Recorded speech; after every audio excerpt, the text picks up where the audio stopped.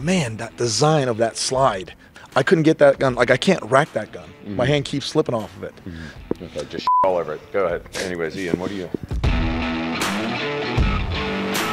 Can we please see the hair? Like, just please. Can we see a hair shake? Slow-mo. I love this.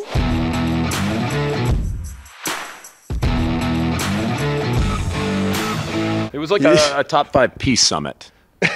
Top 5 piece summit.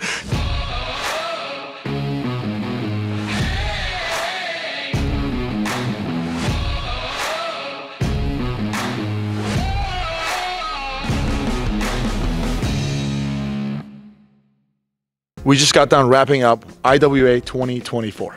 Now I want to ask you guys, how was the show? James, you go. I mean, I thought it was awesome. I love IWA. I think it's a little bit different of a flavor, right, than SHOT Show.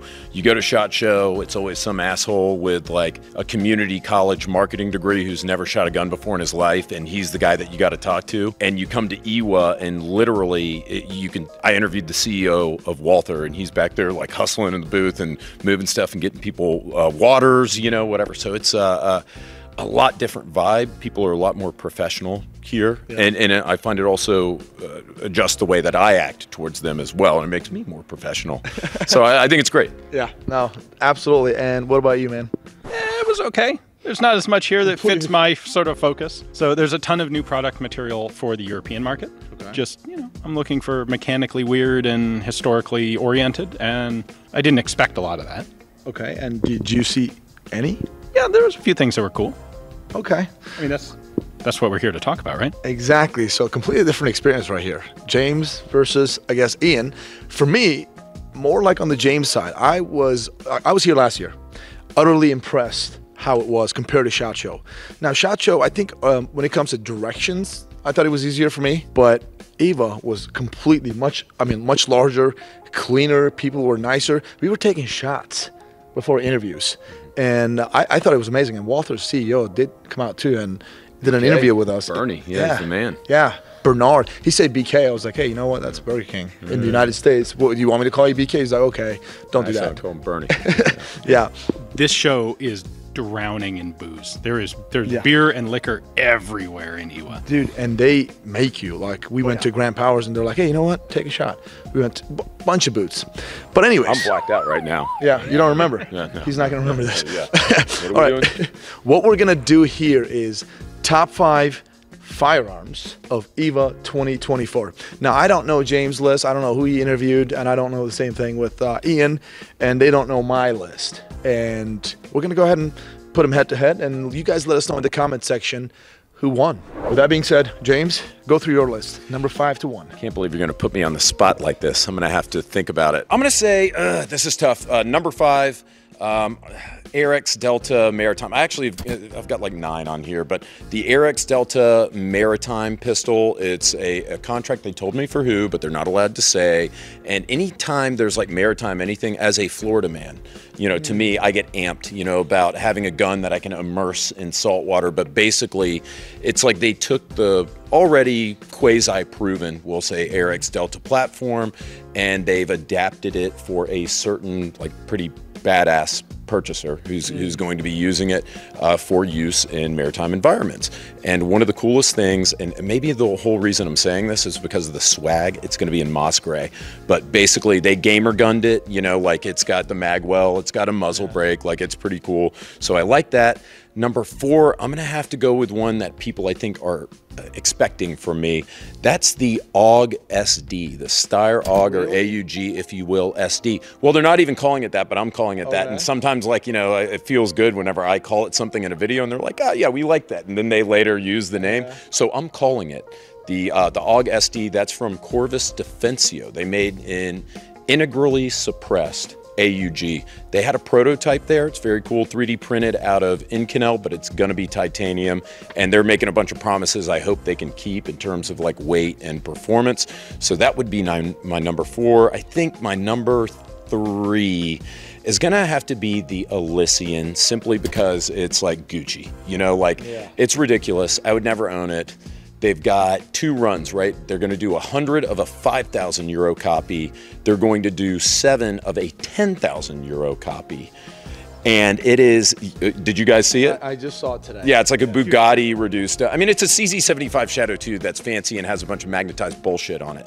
But that costs $10,000. But I mean, dude, it's swag. Like I would buy a necklace and I would wear it around my neck if I owned that gun just to show off. So I know you guys are going to have more comments about that, but let's I'll get through my list.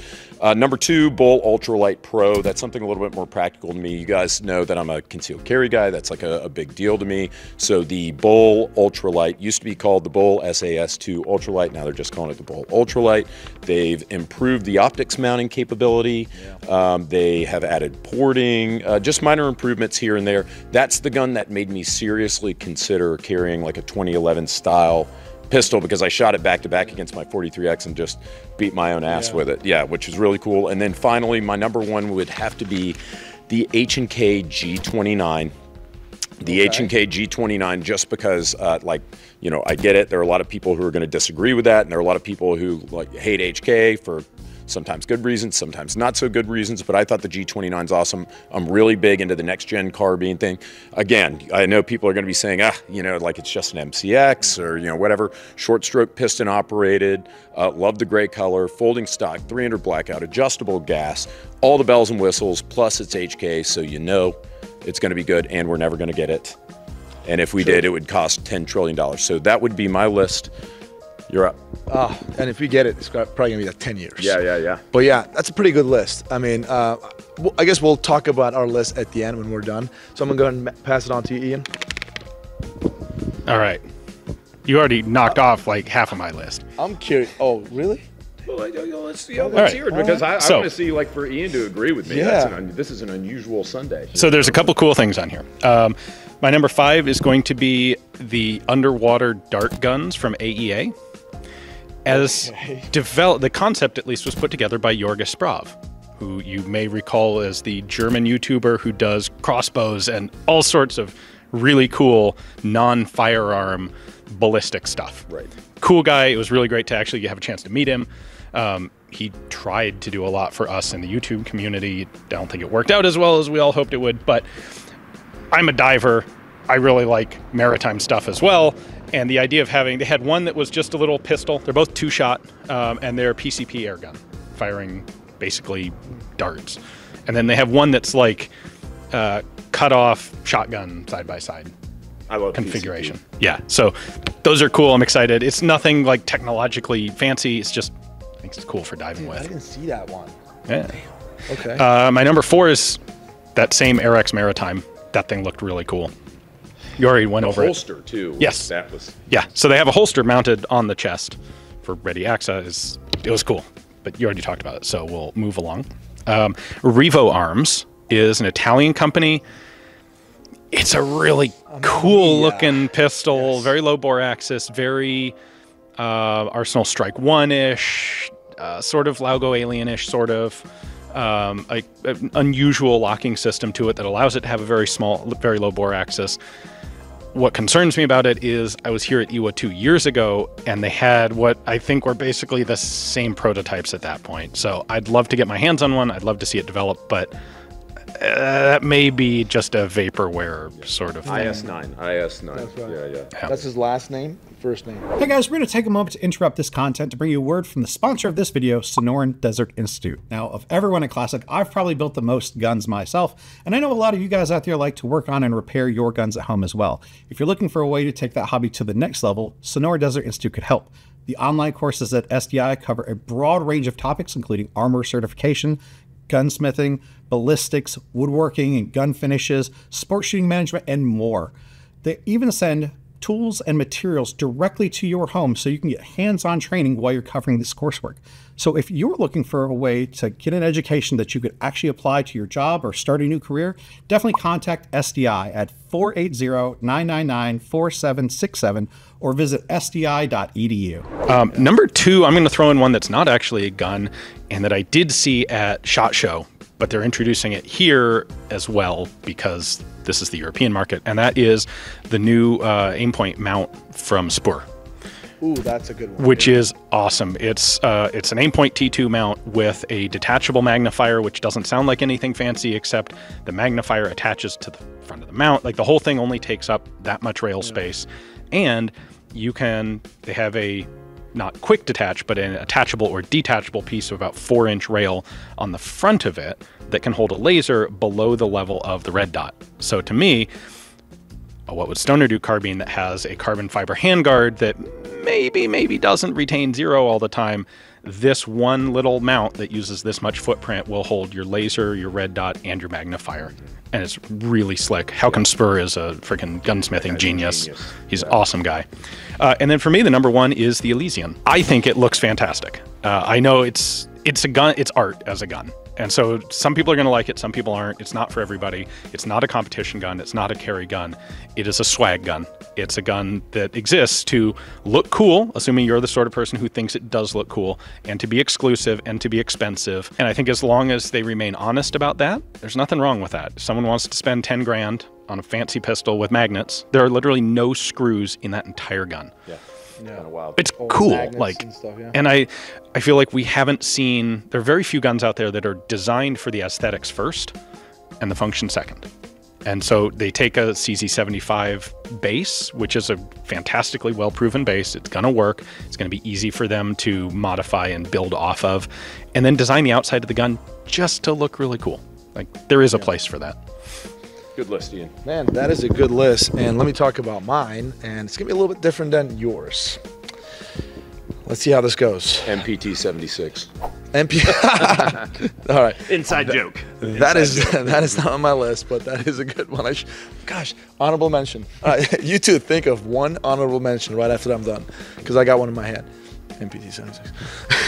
Okay. Number 5 is going to be Dentler DR21 bolt gun. Man, that thing was different. It looked like a bullpup. Oh wait, that's a bolt gun. Yeah. It's something different. I gave them that points for creativity. Now, obviously, they shortened the whole length of the gun significantly by putting the magazine behind the trigger guard, and it was different. You just pop that thing out. Everything is just pretty easily field strippable, let's just say. It was pretty cool. It works. So DR21, it sucked. The price point like 4 or 5 5,000. I mean, yeah, 5,000 euro. Yeah. So the reason it's on my list because it was different. It caught my eye. So here it is. And number 4 is going to be Victrix Armament from Italy. Corvo 50 caliber with a suppressor. You guys didn't see that? Like it was really cool, like glass booth that they had. Bunch of bolt guns. I have never in my life seen better bolt guns. Like, and I talked to Ryan about it too. Ryan agreed fully that it was incredible. So they have this 50 caliber bolt gun. Everything, the tolerances were so tight, it was insane. And the price point 9,000 euros, and without the suppressor. And they had a bunch of cool, fully adjustable stock in every way you can think of. They even had like this carry handle that had this little notch that even from a helicopter that rope, the string that you can put your rifle on for stability to shoot from. So they thought of everything. It was incredible. And moving on to okay. This is a Turkish gun, and I wasn't going to put this on my list. Shock. Okay, I was not going to put this on my list, but I was like, you know what? I have to. How did you pick only one? Okay, Ian, thank you. All right, because they are just so incredible. Number 1 is going. My top 5 is all Turkish guns. All right. Yeah. No, I really like. Me and Ryan were walking around. And unfortunately, there's a lot of crap stuff coming out of there too. That is the truth. Yeah. And you see them like they make PCCs, shotguns, rifles, every cons, right? And some of the tolerances are off. I mean, some of them are copies, and I don't like any of that stuff. But this gun by Huglu Arms, Mohawk, MOHAC. We were walking by. It's a PCC 9mm submachine gun, and they're going to actually bring it to the U.S. in probably less than a year. The reason this is on my list, it was at a price point they're targeting $650, but yet the tolerances were fantastic. It was full aluminum body, upper and lower receiver, fully ambidextrous gun. The bolt was buttery smooth. I was like, wait a minute, man, is this for real out of Turkey? Like seriously, I was utterly impressed. And I was like, you know what, is my bias coming out or what? Ryan, can you please come over? And Ryan took a look at it too. Ryan's like, nah, I agree with you. This is pretty badass for $650. Okay. I'm like, all right, I got to check that thing out. So moving on to, all right, Grand Power P24L pistol. Now that pistol was the slimmest profile pistol I've seen, very low bore axis. Really, really liked it. And price point, I guess it's going to be like in the neighborhood of $700. I was like, man, this is good. Like when you press that trigger felt great, the grip felt great. Everything about that gun felt so good. And I don't know if you guys saw it.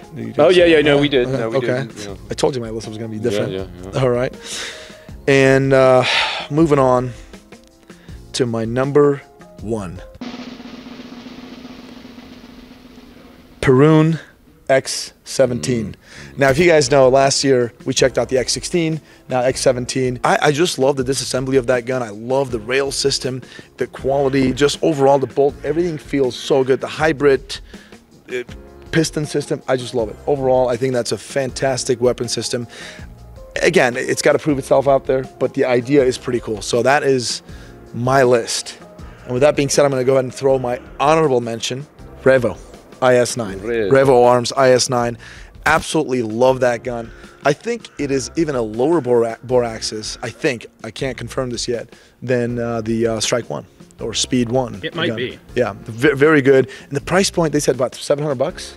Fully modular gun. Allegedly. Yeah, allegedly. So we'll see. What's your honorable? I mean, I've got a bunch on here, but I don't know. I guess I'm going to have to go with the MBT-76. No, the maybe the Tanfoglio Duty series, just because like Massimo Tanfoglio. First of all, he's a baller. Always got the turtleneck and blazer. It's like the most baller look ever. You know, next year at IWA, I'm going to wear a turtleneck and blazer to interview him. And that's going to be the funniest shit ever. But, you know, gold chain over it, please. And, you know, I also, like, I'm not a competition shooter, so I have no interest. I've never owned a Tanfoglio. But now that they're getting into, like, polymer frame, more practical, sub-$1,000 guns, I welcome it, and I hope that they explore the space a little bit more. Okay. I'm going to make a quick comment about this Tanfoglio gun. Now, we interviewed them today. Awesome guys. Love them. Tanfoglio has been proven guns, but man, that design of that slide for the duty gun, triangle almost, I couldn't get that gun. Like, I can't rack that gun. My hand keeps slipping off of it. So and plus the slide is inside the receiver. So I had a hard time with that gun, so I don't know. Okay, just shit all over it. Go ahead. Anyways, Ian, what do you? Okay, Ian, go ahead. Honorable mention, I'll go with the Perun. I wouldn't think about it. Like, I have an X16, and it's really cool. You have one? I do. I like it. Yeah. So I have a little SBR, Perun 16 and 300. All right, Tank Arms, he's got one and we don't. That's all I'm gonna say. Hey, I went to Slovenia to get that thing and to shoot that thing. I used one in Lynx Brutality. Okay, that makes sense then. Keep going. But I was talking to them today, and I am very excited about the 17 to see what it is, and I just blanked it when we were going through lists. Wow. So definitely honorable mention for me would be Tank Arms Perun. Yeah. Great list, guys. I mean, fantastic. Some of the stuff, a couple of things that you guys mentioned I haven't seen. Bummer. But it is what it is, and we're going to have to retitle this video because somebody didn't follow instructions. We said firearms, but it's fine. Ian from Forgotten Weapon, obviously. He can do whatever he wants. Exactly. He can do whatever he wants. I mean, he's the gun Jesus. Can we please see the hair? Like, just the way, please. Can we see a hair shake?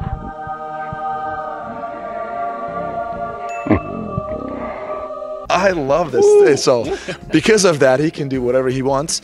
It's getting hot in here, up here. Anyways, well, that is about it. Thanks a lot, guys, for joining me in this segment. Guys, let us know in the comment section, what are your thoughts about our list and who won this competition or whatever, top 5 fight. Pretty sure I won. It was a fight. Yeah, the way I look at it. Entirely differently.